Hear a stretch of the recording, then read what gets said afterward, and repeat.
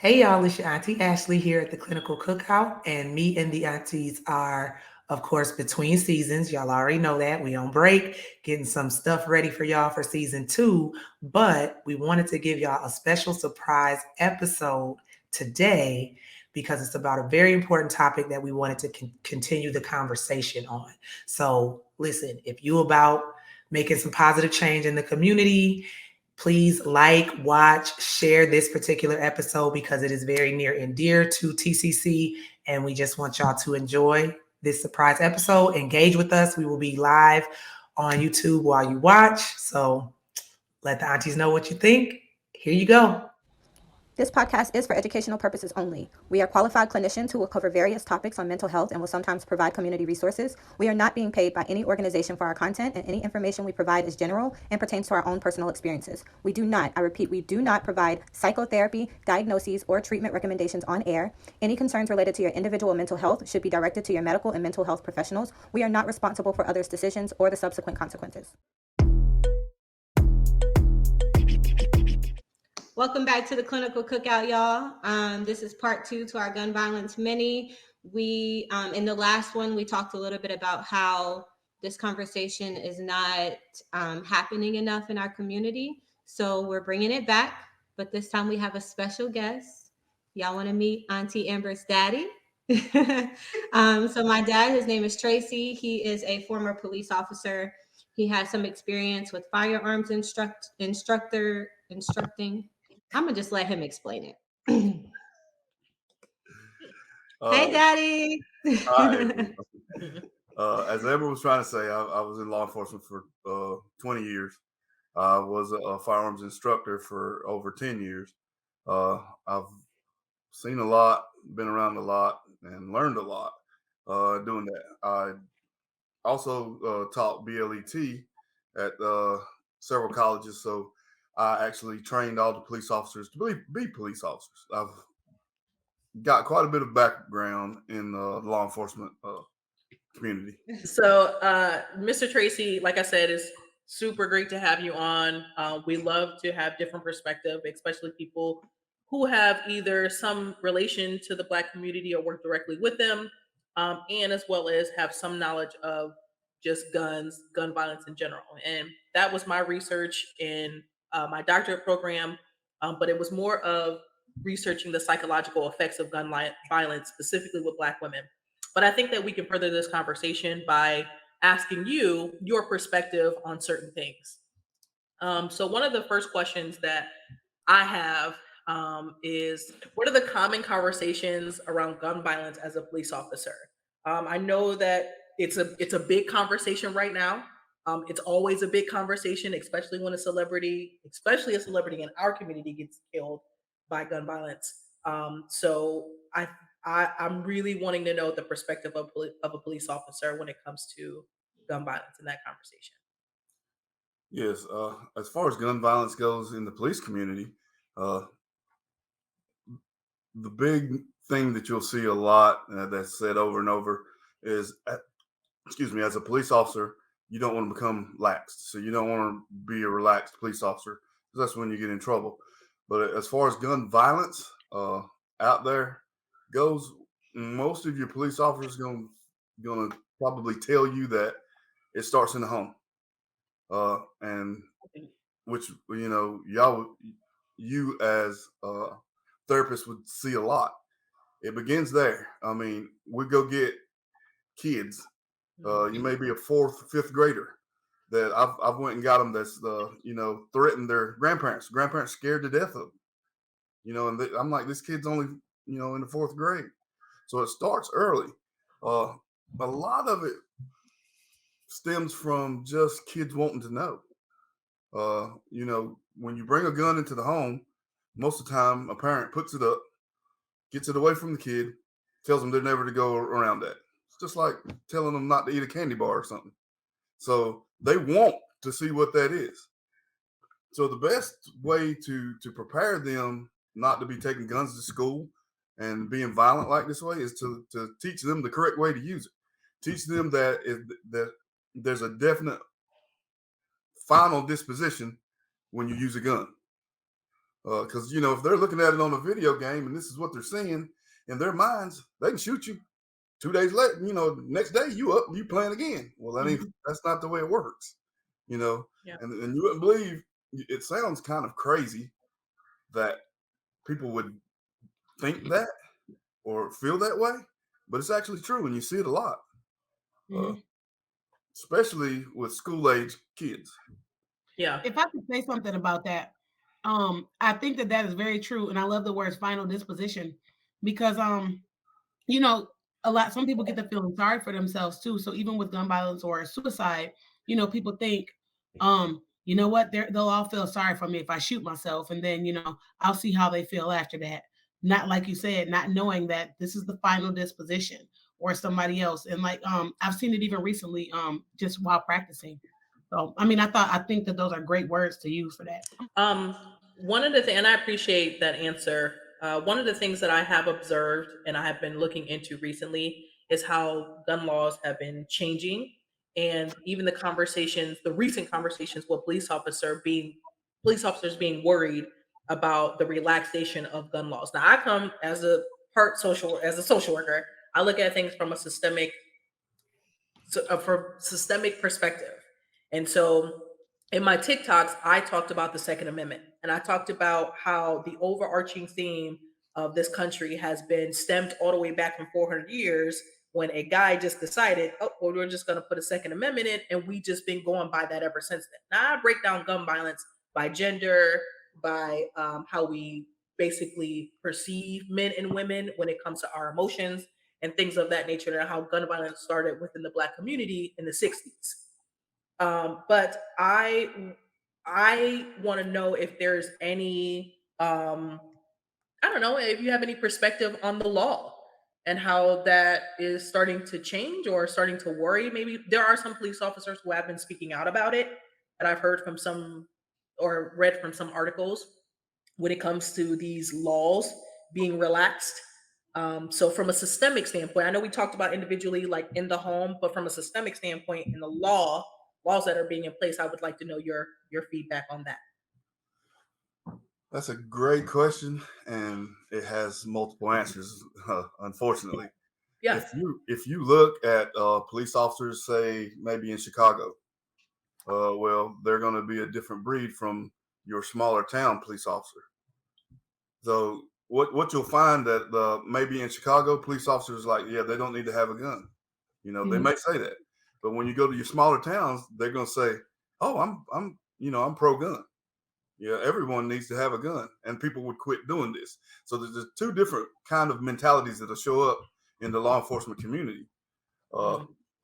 Me myself, I think I prefer that legal gun owners have their weapon, and it's because and being a police officer, if you call 911 and you're in that situation, I know that I cannot get there before that situation's become final. I can't do it. So you like to see law abiding people have their weapon if they choose to, and be able to protect themselves. The problem you run into is the laws don't cover nothing but legal people. So no matter what law you make or what law you put out there, it's no good to a criminal because he don't care about the law anyway. So what I would like to see is tougher rules about things like leaving a gun in your car, leaving a gun out in your home, leaving guns where criminals can steal them, break into your stuff, get them, and then sell them on the street, because that's where most of your problems going to come from. So your legal gun owners, the ones that goes and takes the time to get fingerprinted and go get some concealed carry permit and stuff, you don't never have any problems with it. I wonder. Oh, you go ahead, Ash, because I had a question too. So I have a question based off of a recent event, just based off what you just said about legal gun owners. So I'm sure everyone here has seen the story regarding the young man in Virginia who killed the other students on the bus at the college. So I was reading up on that, and it said that he at one point he could not obtain a legal firearm because he had some type of legal issues himself. So he was restricted, but the restriction got lifted once all of that was fine. So technically speaking, he was a legal gun owner. He went into it after his restriction was lifted. He went into a gun store, was able to purchase a gun, got a background check, all the things you're supposed to do. Everything came back good because the restriction was lifted. So I'm wondering, like, especially with mass shootings or gun violence in the Black community, is it truly all criminals, or are these people who have legally obtained their weapons? I would say that it's probably more like 80-20.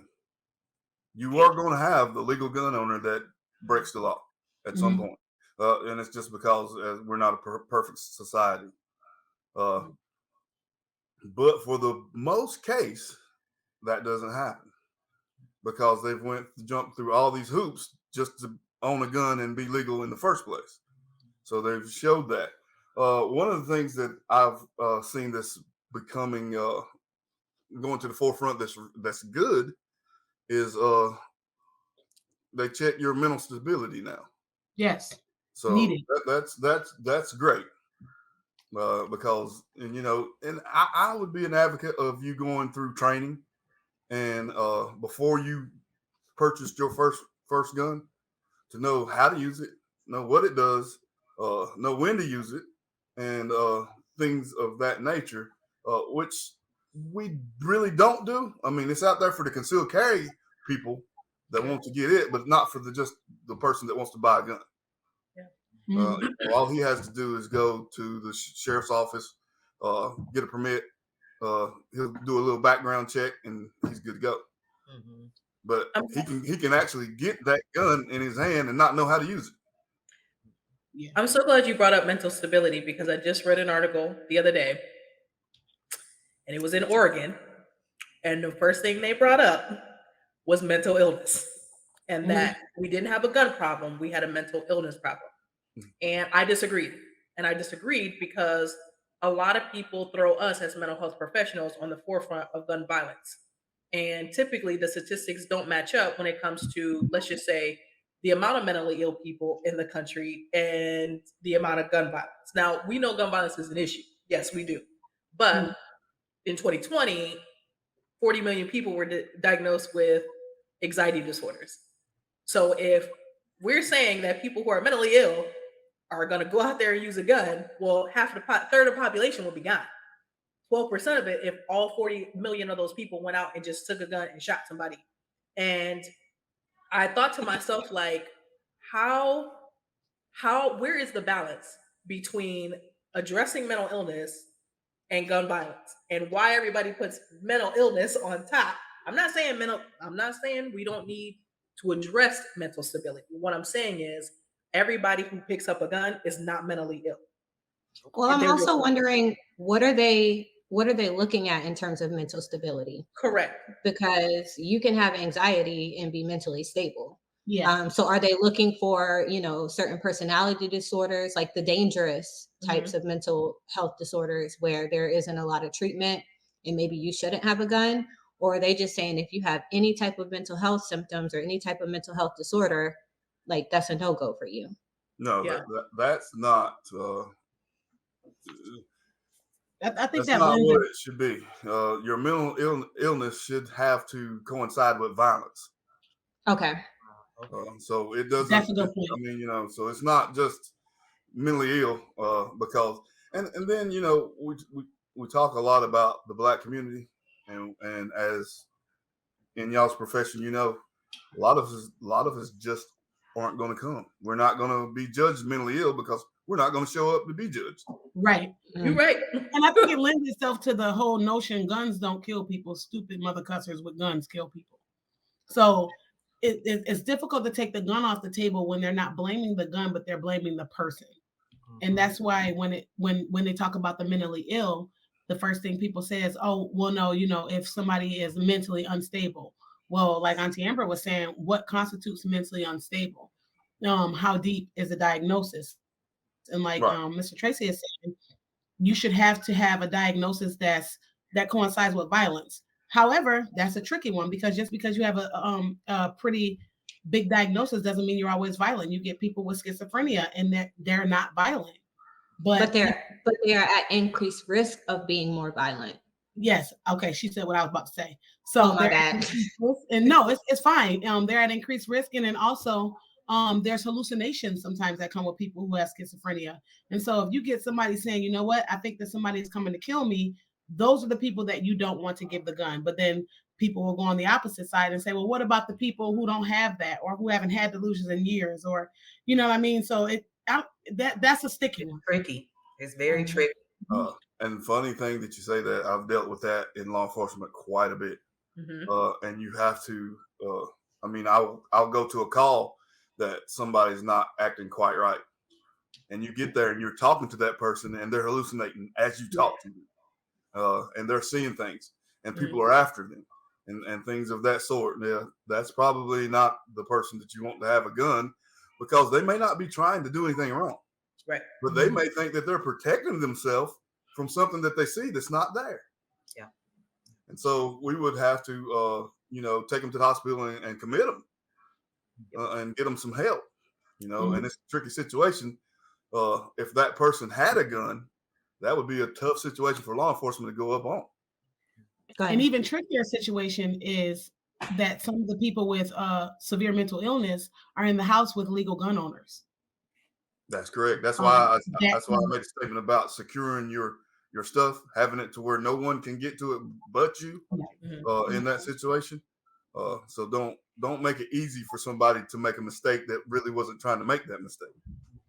I have a quick question, actually, based off something Auntie Shug said a little while ago about, people, the common saying of people don't, guns don't kill people, people kill people. With that saying, I want to get your feedback on the fact that a lot of other countries do not allow their regular citizens to obtain guns, and those countries have far lower gun violence rates. So, in that case, do you coincide the gun violence in America, one, with it being legal for a normal citizen to have a gun, and two, with the idea of the US kind of being this gun loving country, as opposed to these other countries where we see way less gun violence because their citizens aren't allowed guns? Well, that's another tricky situation, because some of those countries that you see that don't allow guns, well, they have mass murders in other ways. They have bombings. They have people. I look in England where they slowed down the gun violence, but a guy runs over 30 some people just because they're in a crowd with a car. That's no different than me shooting 30 some people. It's no matter where you go, you're going to have issues. No matter what you do, you're going to have issues. So you're kind of chasing your tail on that situation. So if it isn't a gun, is it a knife? If it isn't a knife, is it a bomb? Is it, if it's not this, it's that. More people in the United States have been killed with blunt force trauma than with firearms. So they've been hit with a bat, hit with a stick, hit with something, run over, whatever. And it be a murder over time. Now, I'm not saying that's going to stay that way, because gun violence is catching up. It's a problem, and it's got to be looked at. It is a problem because, for common statistics, with Black men from the ages of 15 to 44 die by homicide. And I'm going to bet my bottom dollar it's guns that are number one. At least from the research that I did, it was guns as being number one. And so, it's disheartening to know that the type of weaponry we use is the fatal ones in our, like you said, final disposition. That's it. And that's what we use in our communities. So how, what, and we can start from the difference. We know that Black men are not walking around with assault rifles, right? At least as far as I know. So, but we know that, with other, let's just say, shootings, mass shootings, and things of that nature have also been in the media a lot. So could you explain to us what's the difference between having an assault rifle versus traditional guns that you may more see in the, Black community? Yeah, as far as my experience in law enforcement, I have never seen anyone in the Black community with an assault rifle. An assault rifle is what the military uses. And two of the problems with our community not having, which causes our community not to obtain these, is you have to go through a federal background check, and it takes probably anywhere from 6 months to a year and a half to pass it. Oof. And Wow. the other thing is these rifles are expensive.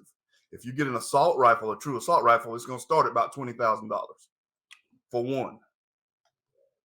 So it's what the military use. If the difference is when you use the rifles that are used in these mass killings, you pull the trigger one time, it fires one time. You pull the trigger one time, it fires one time. With an assault rifle, you pull the trigger once, it can dump 30, 40, 50 rounds in less than 20 seconds. Way less than 20 seconds. Wait, I like how you used the sounds when you explained it the first time. So what's the traditional rifle sound like? What you're hearing is in a traditional rifle is you pull the trigger, it's pow, pow, pow. With an assault rifle, you pull the trigger once and you get brrr, and it empties. There we go. Okay. With your brrr, it's not usually the Black community that has them, but they are in Los Angeles. They're out there in places. You're correct. Yeah, and also even the most recent shooting in Buffalo, and this wasn't somebody in the Black community, but this guy had a manifesto and an assault rifle, and he went out there and he made that brrr noise. And so everybody's not able to get them because everybody can't afford them. But usually when there's school shootings, you're not seeing somebody with a 12 to 15 round clip. You're seeing somebody with those assault rifle clips with ARs and everything. Like they're still pretty prevalent. Let me stop you on the AR thing. So you say AR, most people think AR stands for assault rifle. It doesn't. It does not. It doesn't? It stands for Armalite rifle. It's a what? It was the name of a company that built ARs called Armalite, and they built a rifle, so it was AR. But the AR-15s is the same thing, right? Yeah, but they're not assault rifles. AR-15 is not assault rifle. They're not? Nope. I don't think I knew that. So that's just a traditional rifle? That's a rifle. It's a semi-automatic rifle. Huh? I'm gonna explain this later. The reason why I'm gonna say this is because a Kalashnikov is an AR. Was that Armalite rifles too, or is that assault rifle? A Kalashnikov is not an AR. That's an assault rifle. Is it an assault rifle? It can be. It can be. Okay, but it's I was about to say, all right now, Dad. Okay. See, you could manipulate an AR and turn it to assault rifle. That was gonna be my question. The number of people who turn their weapon into assault rifles. So it's gonna take, you're gonna have to know what you're doing, and you're gonna have to manipulate everything in the rifle. And if you're caught doing that, you will spend 10 years in prison, no questions asked. Yes. Okay. I mean, you'll spend more times in prison actually for us than us killing each other, probably. Okay. You said for turning it into an assault rifle, that is a 10-year. Yeah. Okay. Yeah. Oh my. You don't have a federal license and you can't do it. So is it likely that military and just military? Police and military, you can obtain a license, but like I said, it's a very extensive background check. But that's the problem. Why would somebody even want to obtain a license for that? Why would anybody give somebody? There should be no exceptions. There should be nothing. No regular citizen should be able to obtain that. Well, they can. Well, they shouldn't. What would you use an assault rifle for other than killing? Warfare. Killing people? Like what would you use it for? You got to remember, there's a huge gun community. There is that target shoot, that they hunt.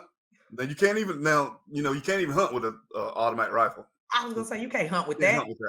But you can have it, and you can go to the range and shoot it, and show your buddies, and whatever like that. But it's not.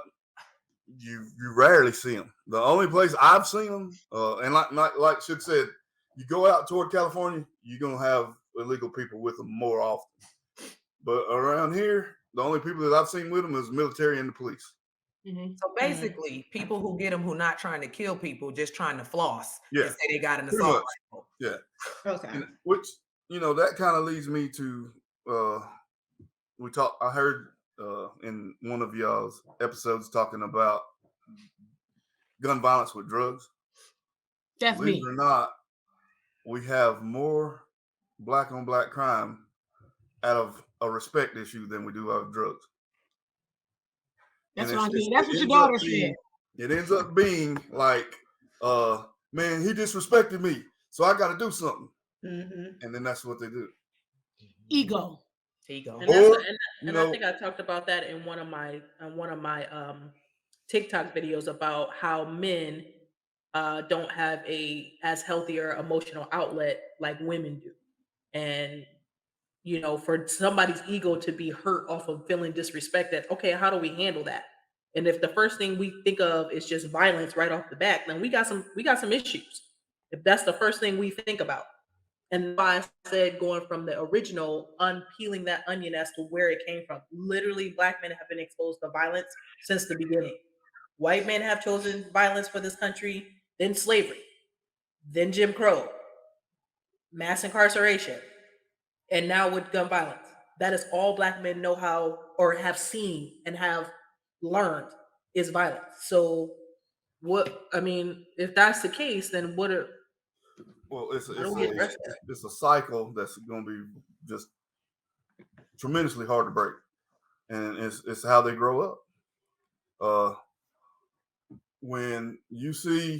Unfortunately, when you see our race come from a poor, disadvantaged community, That's what I said. this is what you get. That's what I said. No education. It's like people used to say, if you don't know no better, how do you do better? Yeah. I said the same thing about TikTok, Mr. Tracy. I swear. I said communities that are deprived of resources equals violence. Right. Poverty and violence are correlated. Yeah, and like when I growing up, we could carry our guns to school because we were going hunting at the school after school. Yep. Nobody ever got shot. And people would fight. They would fight. They would see, I grew up in the country now. Then people would fight and they would go put their guns up before they fought. Oh my God. They don't do that no more. Yep.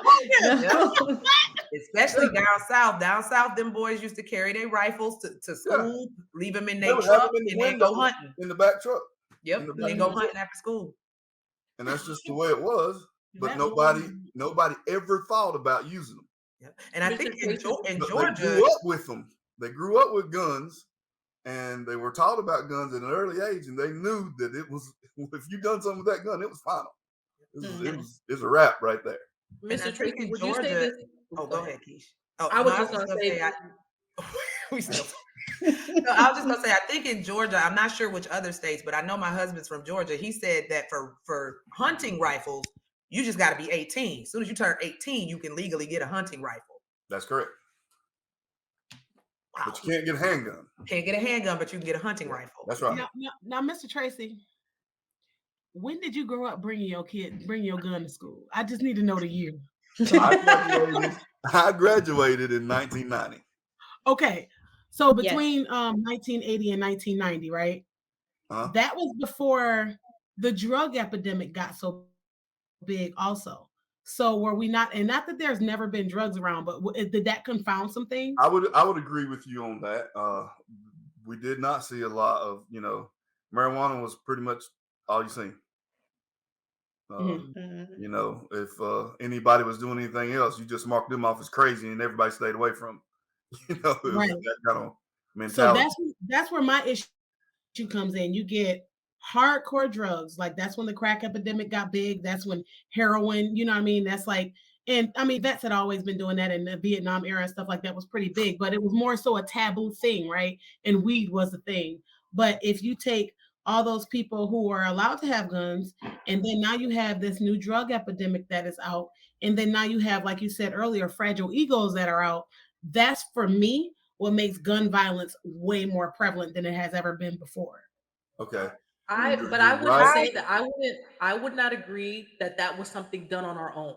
That's the only thing I'm gonna say. As far Well, as yeah, like, this and was that's not true. something that we just created on our own. Like this No. was a manufactured, structured thing that negatively impacted our communities. And Yeah, it was yes, pushed into our out of, communities. yeah. Now, out of result of that, we have more gun violence. Okay, but that's why I said that we can kill one bird, but why the other birds still flying around? That's still impacting our communities, which is the white man and his goddamn laws and every other bullshit that he be making up that impact our community. No, I'm seriously. I told y'all killing two birds with one stone, but if we still got one bird still flying around, Yeah. Right. And I wanted to say the drug game and the drug epidemic, I know everybody likes to focus solely on the There ain't crack. no epidemic. No, I'm not doing that for a reason. I'm saying the crack epidemic, everybody likes to focus on that. But there were phases of different drugs before that. Yes, the 80s was the height and the start of the crack epidemic. But before that, you had heroin, which was destroying communities after Vietnam, especially. You had cocaine. I'm sure everybody done seen Scarface. Cocaine was the epidemic before they started to cook it and make it crack. So there's always been big drug game stuff going on. But I think too, like Auntie Keith said, when it comes to street code, there used to be a code. You don't harm women and children. And then if we think about it, the Italian mafia, like all of these entities contributed to drugs and gun violence. This did not just start with the crack epidemic. No. But we talk about the Black community, so. But even the What Black if I community. what if I told you the drugs didn't have anything to do with it? Would you believe me? Elaborate. I would. Well, I Maybe. believe you. I just want to hear it. in these situations, it all boils down to money. Got nothing to do with drugs. Drugs all about equal money. money. They can, but here's the thing. Ask yourself if you ever seen a crackhead shoot another crackhead. No. Yes. Yes, you have. Not Very rarely. unless it's over money. You Very might see I'm a gonna drug tell you dealer later. shoot Yeah, another yes, I drug have. dealer. Well, you may have, but that's not the norm at all. Crackheads would steal the gun and sell it to somebody to go get another fix. There we go. That's true. I can see that. I can see that. So when you think when you put it all on drugs, you could blame it on. I mean, it's the easiest thing to blame it on, but it still falls back on people, and it's just the way they are, and how far they're willing to go to get what they want. And it don't matter if it's a drug. It don't matter if it's a car. How many Respect. We've heard these stories about somebody getting shot over a pair of Jordans. That's true. Yep. True.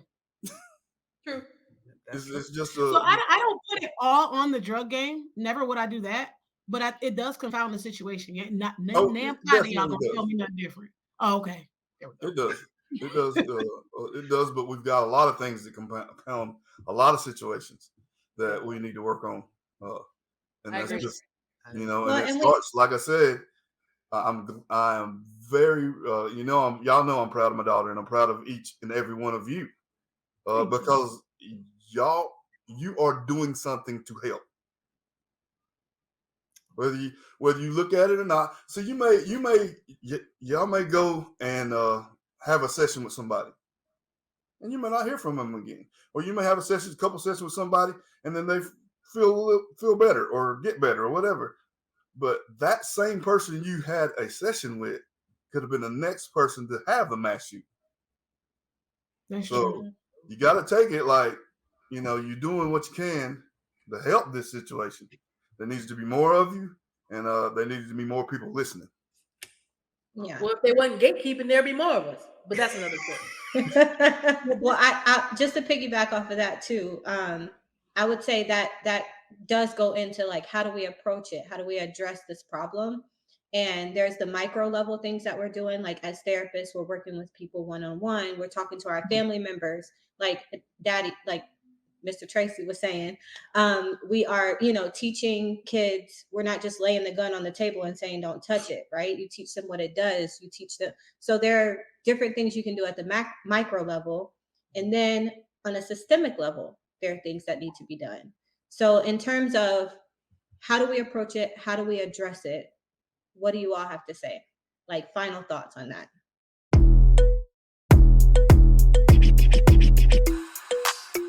Well, I will say y'all's biggest challenge is going to be to get them to you.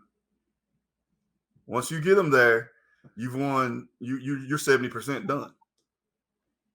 And you know what? On the other flip side of that, I'm gonna say our biggest challenge is to get them to us and to go to them, because you know what? They're not coming to us, and that's what I'm thinking about. They're not coming to us. So what I've done is like I'm proposing, like I'm scheduling like a walk and like just kind of setting up some events, and I'm going to a very bad community and like getting it out there, because people from communities that have to use gun violence, or you know what I mean, that have problems with it, are not just going to say, oh, you know what, maybe I should go to therapy.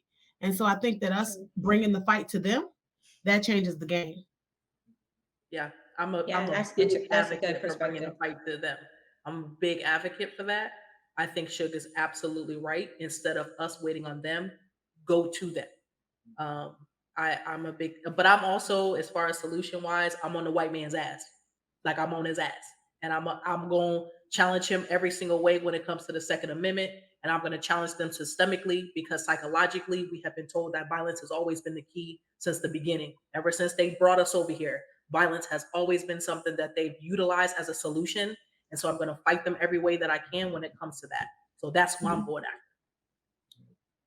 I'm kind of a mixture of both. I think we have to both help our own community by going to them or figure out a way to bring them to us.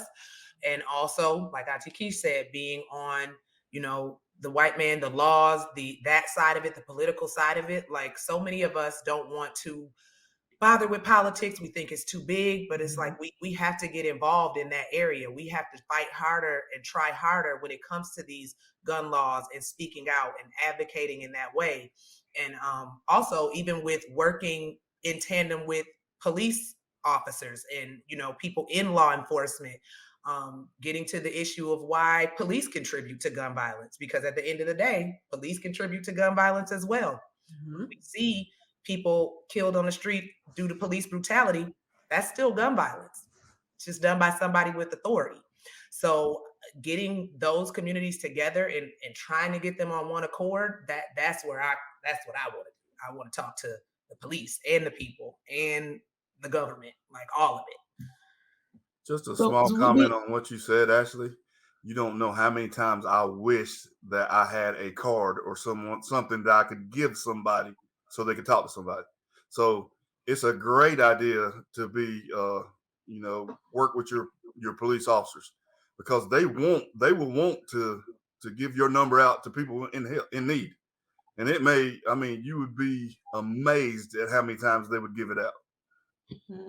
Thank you. Let me go get some cards made for the cops. Absolutely, Ash. I was going to ask. No, you go ahead, Auntie Amber. I'll ask my question at the end. Okay, no, I was gonna, I'm thinking all of this is bringing back up my dissertation topic, which was intergenerational transmission of mental illness, right? But in this situation, it's not mental illness. It's like, I guess, desire or urge to use violence to solve problems. It's just kind of like a mindset, right? That goes from generation to generation. And as Daddy was saying earlier, it's a cycle that is extremely difficult to break. And I guess I'm just saying this to say, like, it's not easy to break the cycle, but it is doable. Because when I look at my life and where I am now, I wouldn't have been here without my parents making changes to how they think about things and how they approach life. From my grandparents making those changes so that my parents can be successful. And then even back to my great grandparents. My great grandparents most likely had to use violence or had violence used against them. So that was all that they knew. But then my grandparents kind of changed how they looked at it, and it's going through generations. So it's not going to be like, okay, I'm going to teach my kid today what it means to use a gun. And then, they're never like, it's going to be great from there. The cycle is broken. It takes decades.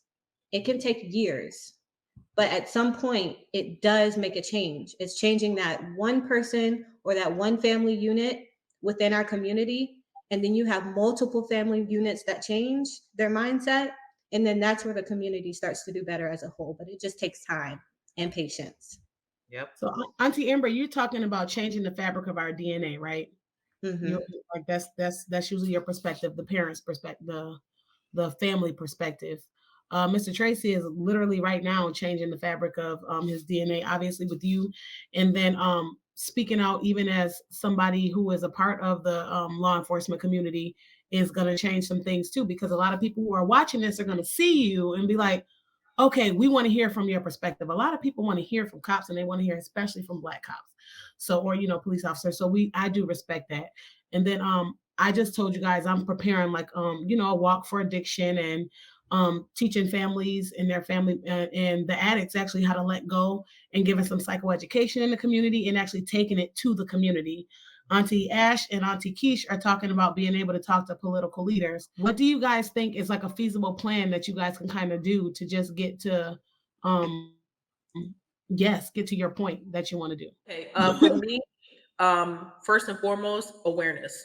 So one of the things I do on my TikTok is talk about just recent or maybe trials that may be going on when it comes to gun violence and restricting laws. So that way people are more informed.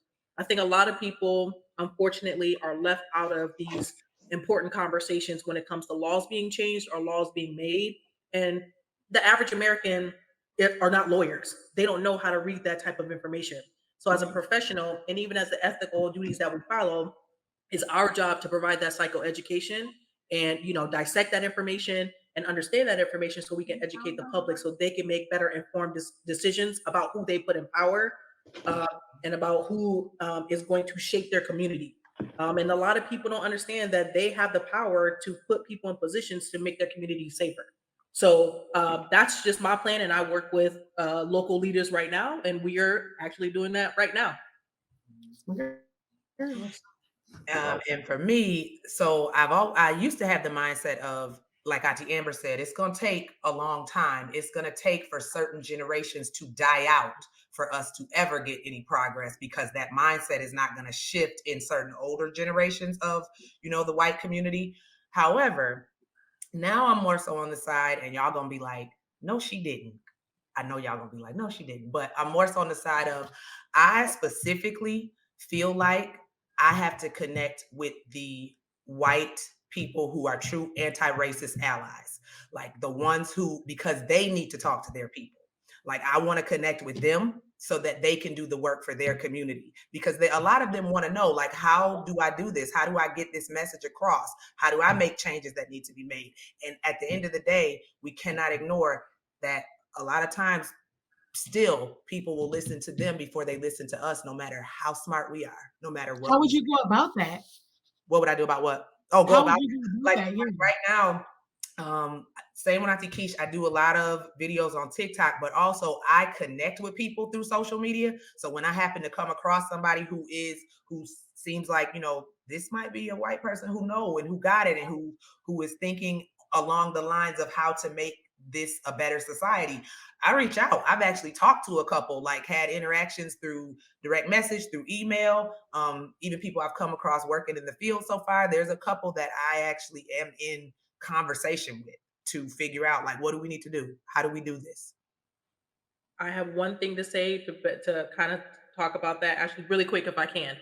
So one of the reasons why I'm not reaching out to white folks as much when it comes to that is because they're already getting the funding. And the reason why I know that, especially when it comes to drug, is because I work in a population who was affected by the opiate crisis. Do you know how much money they give those people for treatment? Millions, millions of dollars for treatment. So in my mind, while those people need to be addressed, I'm talking about the people I need to talk to in power. Those are the people I want to talk to, because they're not convinced that our people are worthy enough to get those resources to address our community. They know where that money is going. Yeah, you can talk to the anti-racist folks all you want to, but I'm talking about the people who control the money. And like Mr. Tracy said, it comes down to money, and people put money in what they think is valuable, and they don't think our communities are valuable. And our communities suffer from that because of that mindset. So I'm going to go after them every single time. Every time. And I'm going to stand 10 toes down on it, like Auntie Shug said. Yeah. Yep. All right, ladies, we got to wrap it up. And Daddy, we got to wrap it up. So those were our final thoughts. Daddy, do you have anything else to say for the clinical cookout before we get off of here today? I believe you meant to say Zaddy. No, Zaddy. stop it. Hey, look, we talking about guns. My mama know the key to the safe. Don't play. she know Not how to you get threatening in gun there. violence. Not you promoting gun violence on the gun violence episode. Hey, No. You're threatening gun violence on the gun violence Didn't we episode. say when people feel threatened? That's the reason. Don't do it. Don't do it. Yo. Y'all know I'm kidding Mr. though. My Tracy, daughter you just can she needs just about that much therapy, so y'all help her out. All right. Thank you so much. Thank Mr. you Tracy. so much. Thank We you so appreciate much. it. Thank you. Now go Yes, enjoy your game. I'll it text you was later. fun. All right.